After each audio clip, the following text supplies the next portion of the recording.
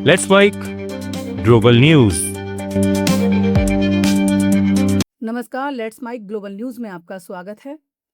America के राष्ट्रपति Donald Trump ने बीजिंग में चीन के राष्ट्रपति शी जिनपिंग से अहम मुलाकात की। ये बैठक great hall of the people में हुई, जहां जिनपिंग ने ट्रंप का गार्ड ऑफ ऑनर के साथ स्वागत किया और दोनों नेताओं ने हाथ मिलाया। करीब 2 घंटे चली इस बैठक में जिनपिंग ने कहा कि पूरी दुनिया इस मुलाकात पर नजर रखे हुए है और अमेरिका चीन रिश्ते वैश्विक स्थिरता के लिए बेहद अहम हैं। ट्रंप ने भी जिनपिंग की तारीफ करते हुए कहा कि दोनों देशों के संबंध और मजबूत होंगे। का चीन दौरा सकारात्मक दिशा में एक कदम है। बैठक में व्यापार, टैरिफ, सेमीकंडक्टर, एआई और ताइवान जैसे मुद्दों पर चर्चा हुई। साथ ही ईरान युद्ध और यूक्रेन संकट पर भी विचार साझा किए गए। इस दौरे में करीब 9 लाख करोड़ रुपए की संभावित बोइंग डील भी चर्चा में रही, जिसे अब तक की सबसे बड़ी एविएशन डील माना जा रहा है। ईरान बनाम इजराइल अमेरिका टकराव का आज 76वां दिन है। ईरान ने यूएई पर इजराइल के साथ साजिश का गंभीर आरोप लगाया है।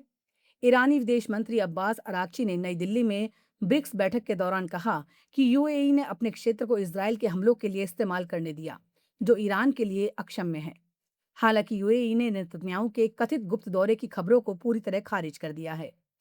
इस बीच अमेरिकी राष्ट्रपति डोनाल्ड ट्रंप चीन में शी जिनपिंग से मिले और दोनों ने हॉर्मुज खुला रखने पर सहमति जताई। ईरान ने नया प्रोटोकॉल जारी कर दिया है। अब हॉर्मुज से गुजरने वाले जहाजों को पहले जानकारी देनी होगी और मंजूरी लेनी होगी, वरना दुश्मन देशों के जहाजों को रोका जा सकता है। उधर दक्षिण लेबनान में इजरायली हमलों में और बढ़ोतरी हुई है। ओमान के पास भारतीय झंडे वाले जहाज पर हमला हुआ, जिसकी भारत ने निंदा की है। क्षेत्रीय अस्थिरता से वैश्विक तेल आपूर्ति प्रभावित हो रही है और भारत समेत कई देश इस संकट पर करीबी नजर रखे हुए हैं।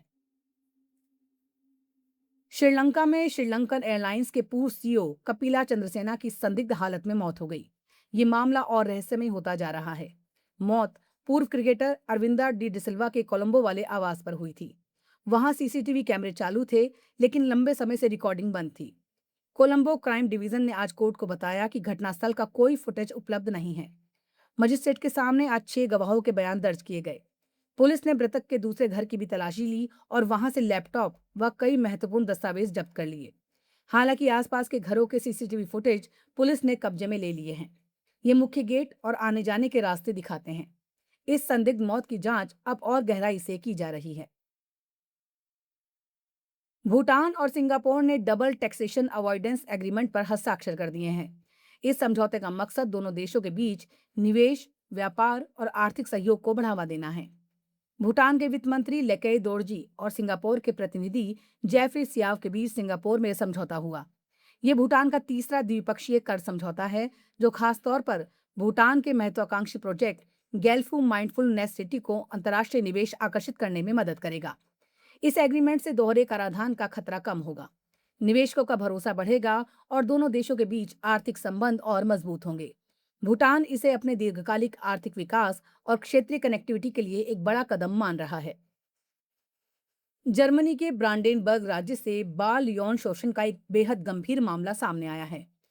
पोर्ट्सलैंड के अभियोजन कार्यालय के मुताबिक हावेललैंड क्लिनिकल के अधीन कार्यरत एक 46 वर्षीय बाल रोग विशेषज्ञ पर 130 मामलों में बच्चों के साथ यौन शोषण और बलात्कार के आरोप लगाए गए हैं। बताया जा रहा है कि अपराध पिछले 12 वर्षों के दौरान राथेनो और नोएन के अस्पतालों में उसके पेशेवर कार्यकाल के दौरान हुए।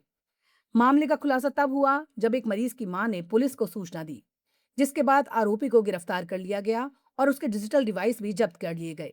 फिलहाल डॉक्टर न्यायिक हिरासत में है और मामले की सुनवाई पोट्सडैम की अदालत में चल रही है।